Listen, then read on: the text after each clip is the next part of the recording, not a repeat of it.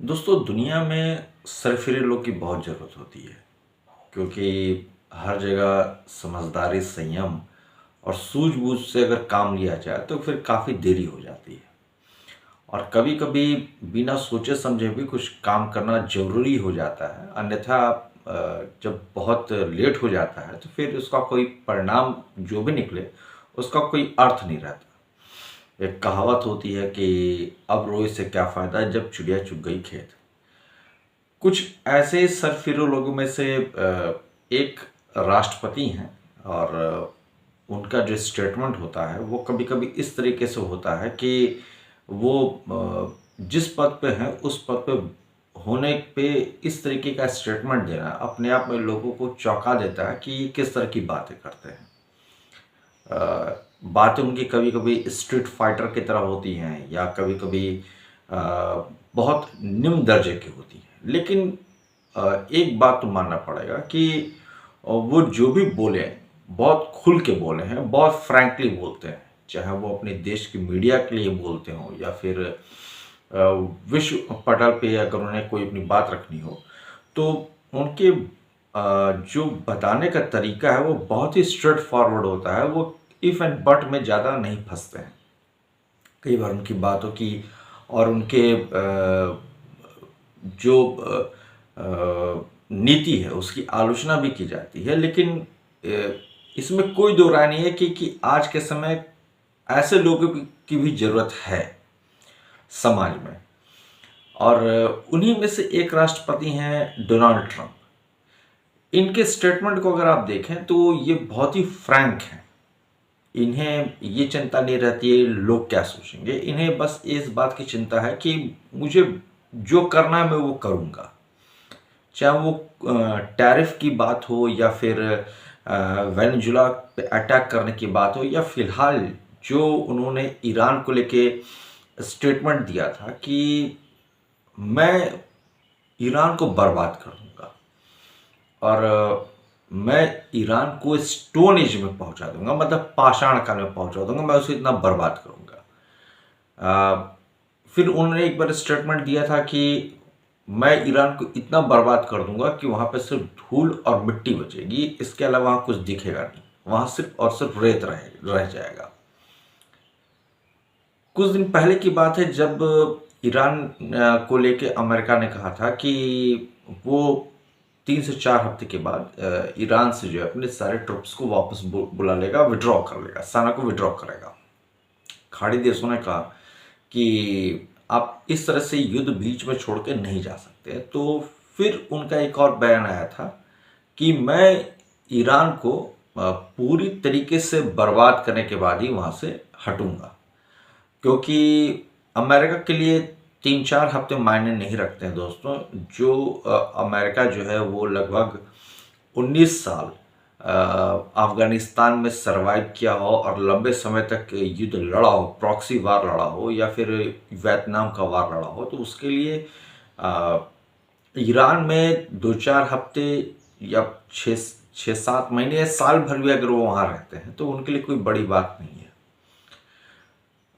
ये क्यों जरूरी हो जाता है कि अमेरिका वहाँ पे जो अटैक कर रहा है अगर उसको समर्थन कुछ लोगों का मिलता है, मैं ये नहीं कह रहा हूँ कि सभी लोग उसके समर्थन में है, लेकिन जो लोग उसके समर्थन में, अगर हम उसके पक्ष से आज बात करें तो अमेरिका जो है वो ये बार बार कहता रहा है कि यहाँ पे न्यूक्लियर वेपन को प्रोसेस किया जा रहा है, यूरेनियम को प्रोसेस करके न्यूक्लियर वेपन बनाया जा रहा है। इस बात में सच्चाई दिखती भी है, और अगर मान के चलें कि अगर सच्चाई नहीं भी है, एक मिनट के लिए मान लें कि सच्चाई नहीं भी है, लेकिन इसमें कोई दो राय नहीं है कि जो ओबामा प्रशासन ने 120 बिलियन डॉलर ईरान को दिए थे अपने इंफ्रास्ट्रक्चर को स्ट्रांग करने के लिए, वो सारा पैसा लग गया बैलिस्टिक मिसाइल बनाने में। आज ईरान इतना बैलिस्टिक मिसाइल बना चुका है कि जिसकी कोई सीमा नहीं है।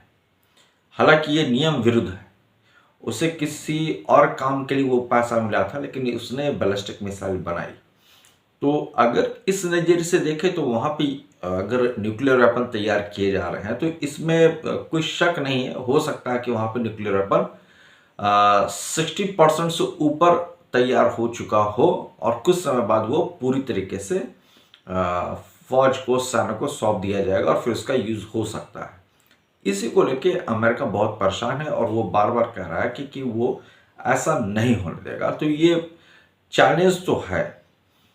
दूसरी बात ये जो बहुत ज़्यादा ही डिस्टर्ब कर सकती है वो ये कि ईरान ने जिस तरीके से अपने लोगों के ऊपर एक दमनकारी नीति अपनाई है, 30 से 35 हजार लोग मारे जा चुके हैं, वो भी कहीं ना कहीं एक बहुत ही गलत इमेज बनाता है ईरान की, जो जिस इमेज को सुधारने की कोशिश करता रहा है। आज के समय में अगर आप देख लें तो इजराइल और अमेरिका का कितना नुकसान हुआ ये वर्ल्ड वाइड सभी लोग जानते हैं, लेकिन ईरान का क्या नुकसान हो रहा है ये किसी को नहीं पता है। इसके पीछे जो सबसे बड़ी बात है वो ये कि ईरान ने अपने भीतर सेंसरशिप लगाया हुआ है और मीडिया को वो ज़्यादा कुछ एक्सप्रेस करने नहीं दे रहा है। सिर्फ वही बातें बाहर आ रही हैं जो ईरान की IRGC चाहती है। ये वही सिचुएशन है जिस तरीके से आप चीन में देखते हैं कि चीन में भी बहुत सारे सेंसरशिप हैं और मीडिया पूरी तरीके से खुल के सारी बातों को अपने सामने नहीं रख पाता है। ईरान को मजबूत होता हुआ नहीं देखना चाहते हैं मिडिल ईस्ट के कंट्रीज का सबसे बड़ा रीज़न ये है कि इनकी फॉरेन पॉलिसी बहुत अलग हो चुकी है दोस्तों। ईरान जहां अभी भी एक इस्लामिक आइडियोलॉजी को लेके आगे बढ़ना चाहता है, वहीं पे मिडिल ईस्ट के जो देश हैं जैसे सऊदी अरब हो गए या फिर आपके कतर है या फिर आपका UAE है, वो इससे आगे बढ़ के अब अपने यहाँ मॉडर्नाइजेशन को, अपने यहाँ रिफॉर्म को ज़्यादा तवज्जो देते हैं। उसका सबसे बड़ा रीज़न ये है कि उन्हें ही पता है कि आने वाले 30-40 साल बाद, 3-4 दशक बाद ये तेल का खेल खत्म हो जाएगा। उन्हें सरवाइव करने के लिए अब कुछ दूसरा करना ही पड़ेगा। उन्हें मॉडर्न टेक्नोलॉजी की तरफ अपने आप को मोल्ड करना ही पड़ेगा, उन्हें मॉडर्न टेक्नोलॉजी अडॉप्ट करनी पड़ेगी। जबकि ईरान इसके उलट, वो अभी भी पुराने रेजिम की तरफ, ये पुराने स्थिति की तरफ लौट रहा है। वो पास्ट की तरफ जा रहा है जहाँ पे खलीफा का अपने एक सुप्रीमेसी होती थी और खलीफा ही सब कुछ होता था। एक तो आज की जो फॉरेन पॉलिसी है और आज की जो आइडियोलॉजी है उसमें एक गैप दिखता है अरब में और ईरान में। और दूसरा जो कई सालों से क्या, कई शताब्दी से जो एक झगड़ा चलता आ रहा है शिया सुन्नी का, वो तो एक है ही अरब और ईरान के बीच में। इन चीज़ों को देखते हुए कभी भी ये जो अरबिक कंट्रीज़ हैं वो नहीं चाहेंगे कि ईरान जो है वो सुपरसीड कर जाए और उस पूरे मिडिल ईस्ट में ईरान की सुपरमेसी हो। हालांकि ईरान बार बार कोशिश कर रहा है कि वो वहाँ पे सुपरमेसी अपनी इस्टेब्लिश कर ले, खलीफा बन जाए, लेकिन ये नहीं चाहते हैं। यही कारण है कि ये अमेरिका का सपोर्ट करते हैं। जितने भी आपके ये सऊदी अरब हो गए, जो दूसरे देश हैं जिस पे अभी अमेरिका ईरान बम्बार्डिंग कर रहा है। तो अगर बात की जाए फिर डोनाल्ड ट्रंप की, तो डोनाल्ड ट्रंप की जो अभी की जो नीति है वो ये है कि वो किसी भी तरीके से ईरान को अब आगे बढ़ते हुए नहीं देखना चाहते हैं in the field of nuclear weapon. और वो पूरी कोशिश करेंगे कि किसी भी तरीके से ईरान को रोका जाए। हालांकि उनकी खुद की जो मीडिया हाउस हैं अमेरिका की, CNN हो चाहे जो दूसरे उनके चैनल्स हैं, वो क्रिटिसाइज करते हैं डोनाल्ड ट्रंप को। तो एक गैप देखने को मिलता है क्योंकि वहाँ पे डोनाल्ड ट्रंप के सपोर्ट में वहाँ की मीडिया नहीं आती है। जबकि इसके उलट अगर आप देखें तो जो अब ओबामा एडमिनिस्ट्रेशन था, ये जो जॉर्ज बुश का जो एरा था, उस समय मीडिया उनके साथ कोरिलेट करता था और यही कारण था कि वो गलत होते हुए सही थे। और ओबामा के बारे में तो मैं ये नहीं कह सकता बिकॉज उन्होंने जिस तरीके से लादेन को मारा था वो वैलिड है, क्योंकि ओबामा ने भी अमेरिका पर जिस तरह से अटैक किया था वो गलत था।